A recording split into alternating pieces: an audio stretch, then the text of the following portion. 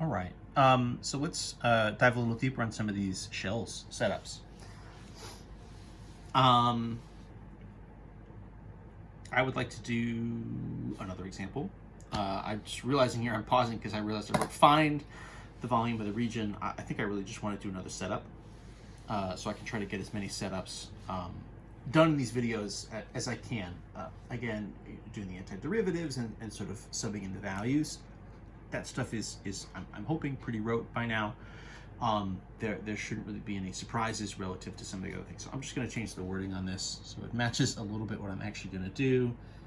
So set up, whoops, I should say set up an integral to find the volume of the region bound by y equals 1/2 x plus 2, so just a nice line, right? Just a linear function. X equals 0, y equals 0, and then x equals 4. So x equals 0, y equals 0, that's kind of just dividing us into the quadrants.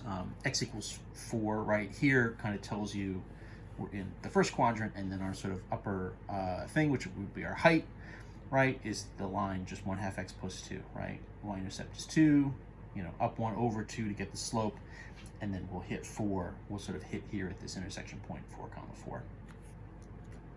Oh my gosh, I didn't even write all this stuff, this region, and so it's rotated around the y-axis. So again, we'll do some examples where we do rotations around the x-axis as well, because you can do this, right? But in theory, right, if we're given a y equals type function, the most natural setup for us, the most sort of natural way for us to do this without having to sort of rewrite and solve for x equals versions of these functions is if we're rotating around the y-axis. So, our visual, right, if we take kind of a generic x value, right, we're going to get what would be the height here, and then it's going to be rotated, right? We'll get kind of a matching version over here. And our shell is going to look something kind of like that, right? If we do another one here, we get a matching shell up like this, and so on and so forth. And again, the idea is you have these shells, right? They're sort of nested all in here together. And the idea is you just sort of run that all the way out from 0 to 4. And then in doing so, right, you kind of fill in all of the space here and you get the full volume of the shape. That's the idea. So it's just a little bit of a different way to kind of visualize and conceptualize it based on the function and the function value, right? Sort of based on this sort of slice of height. And if we rotate it around the y-axis rather than the x-axis, the kind of geometry of what we get is this shell. So our volume, right, generically, right, should go a to b. It should be this 2 pi r times the height dx, right? So 2 pi r. Our radius here, if I think of any of these shells kind of individually, our radius value here is just going to sync up with whatever the x value is, right? The radius going from the center out to any of these points. And then our height value here, right, is just going to sync up with the 1/2 x plus 2, right? So the radius coming out from the center is just going to be whatever the x is. The height of these shells, the height of the cylinders, right, it goes from the axis just up to the line, which is our 1/2 x plus 2. So our setup in this case, we're going to run right from the interval x is 0 to 4. It's super important whether or not we're doing this with respect to x or y, right? Because the whole integral is set up with respect to x. Your kind of test case here is, you want to run the x values, right? So along the axis from 0 to 4, so you're not doing a horizontal thing, right? I'm sorry, you're not doing a vertical thing. You are doing a horizontal, right, along the axis here. And then every one individually of those x's kind of gives you this height, and then that's what gets rotated around. So all that stuff kind of fits together. So, right, this x is 0 to x equals 4. This should be a dx. type integral. Boy, I hope I just left myself enough space. This is going to get a little tight. 2 times pi times the radius. All these are going to be 2 pi r, right? So in theory, what I could be doing here is actually sort of pulling 2 pi out in front of the integral. I could do that every time. I guess in the discs and washers, I could pull the pi in front every time. I don't think I was necessarily doing that, but you could if you wanted to, just as another way to write it. So my radius is my x, and then my height value, we said, is my line, 1/2 x plus 2. And so all that's going to happen here, right? I mean, that's my setup. I guess that's all I wanted was just this. You know, if you wanted to start to solve it, you would probably do things like take the 2 pi out in front. Let's just simplify this just a little bit to make sure it's actually something that we can do an antiderivative of. You know, I'll talk through it here just for a minute. This is something we can take an antiderivative of. We actually needed to watch, well, you know, honestly, we'll have to watch in both of these cases, right? Because, you know, the original function, assuming that's something you can integrate, then that's good. But this is going to be, in general, that function times x, right? So you get this sort of extra x in here. So if this was like a sine x or something as your curve, your height curve, sine x times x, that's going to be an antiderivative that we didn't talk about yet. So that would be an issue. This, of course, however, is just going to be a polynomial, and if I do, you know, this times x, it would be, you know, 1/2 x squared plus 2x dx, and then you could from there keep going without any kind of issues, right? That would just be a nice polynomial. You could do, you know, 1/2 times x to the 3/3, right, plus 2 times x to the 2/2. Clean everything up, sub in your numbers, and then everything gets multiplied by 2 pi. And that would be fine, right? That would work, and that would sort of get you there. I want to run a second example, and this sort of combines, this is kind of, you know, what would have been like a washers type problem in 6.3. So let's do set up integral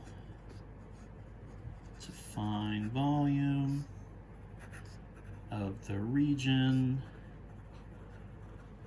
bounded by, what do I want to do? I want to do y equals x plus 2, y equals x squared. And then same thing, I want to rotate it around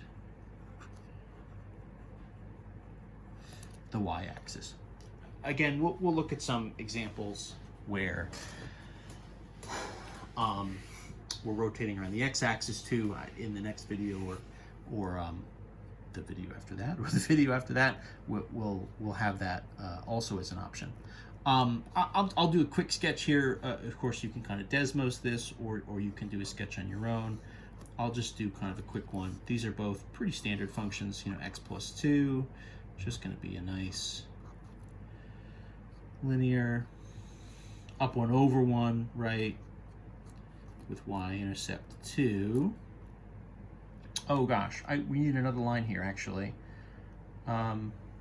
Yeah, let's also do it y equals x plus 2, y equals x squared, and x equals 0. I just want the first quadrant here. This would go back, right, and they would intersect at like, you know, -1, 1. That would give us kind of a weird picture, which is not really what I'm after, where there would be this weird overlap. I'm not trying to do that. That was not what I was after. So this is right, up 1 over 1, up 1 over 1. So my kind of upper is here. That's my x plus 2. Nice parabola action down here, right? I'm just kind of filling in this space. So what's changed here, right, is you know, if I'm going to start drawing in kind of a generic shell, it's not just going from the axis up to x plus 2. It's the height of these shells is going between these two curves, right? So you're getting a little bit like this. So my radius value here is still going to be an x value, but the height value is going to be the distance between the curves. So the height is going to be the upper minus the lower. So in this case, that would be for us, right? X plus 2 is the upper, kind of minus the x squared is my lower. Right, so rather than, what we had in the other case where if we took this shape and we spun it around the x-axis, you'd get that kind of washer, and that's actually a little bit of a different formula from the disk, although they're related. This, we're still getting the cylinders. It's not like the cylinders are broken up in a different way. They're kind of just shifted, in this case, kind of up and over a little bit. Right, if you did another cylinder here, for example, right, you're going to get something else coming around like this. So in this way, right, you sort of fill in this whole region. Right, so you still get that volume in the end. But it's just now that your individual height values, the heights of those shells, are kind of the distance between the two curves. So let's see what that setup is going to look like. So my volume here, so right, kind of A to B, so 2 pi r, and then this is going to be my height, is going to be my kind of upper minus my lower, dx, right, the high minus the low. So in terms of what are actual kind of curves here, so this would be, right, so the interval, x goes from 0 to 2, right, they're intersecting here at 2, 4. So from 0 to 2, 2 times pi, the radius we just said is x, and so then this is going to be for us, right, x plus 2 is my upper function, minus x squared is my lower function. You might think I'm going a little bit overboard there with the parentheses, but, better to have more than not enough, and make it ambiguous what we're trying to do. The more parentheses there will, in theory, help kind of clean things up. I'll do the same thing I did in the last one. I'll sort of start to integrate this a little bit. In theory, that's our setup. You can see upper, lower, and this would be our radius. So we don't really need to do anything else if all I've asked for is a setup. This is not anything fancy. This would just be kind of x plus 2 and then minus x squared, right? If these were flipped and it was the x squared on top and then the x plus 2 was the lower, then you'd obviously need to sort of watch your subtraction and go from there. This is going to be something we can still integrate, right? This is going to be fine because this is just going 0 to 2, and this is just going to distribute the x, right? This is going to be, x squared plus 2x minus x cubed dx, right? And from there we can keep going without any issues. We would be fine. I'll leave it as that because all I was asking for was the setup just to save time. So you could do the antiderivatives, right? X to the 3 over 3 plus 2 times x to the 2 over 2 minus x to the 4 over 4. All those good numbers. 2 pi can just kind of hang out. In the meantime, sub in your 2, subtract when you sub in the 0, and then that'll get you there, right? That'll get you your volume. So the setup here, right, what's different, sort of the second example in this one versus the first, right, is if you have two curves, if you have a region with sort of upper and lower boundaries, it just affects the height in this case. It doesn't really affect the radius. The sort of height gets flipped around, but the radius kind of stays consistent for the most part. And that's what we've got. So there you go. We'll do some more variations. We need to sort of look at what a rotation around the x-axis would look like, and we want to look at rotations around other lines besides the axis. We're kind of just mimicking the same types of setups and the same kind of video situation we had in 6.3. Obviously, you want to be able to kind of do all of the same things we did in 6.3 with this shells technique. So we're going to keep going.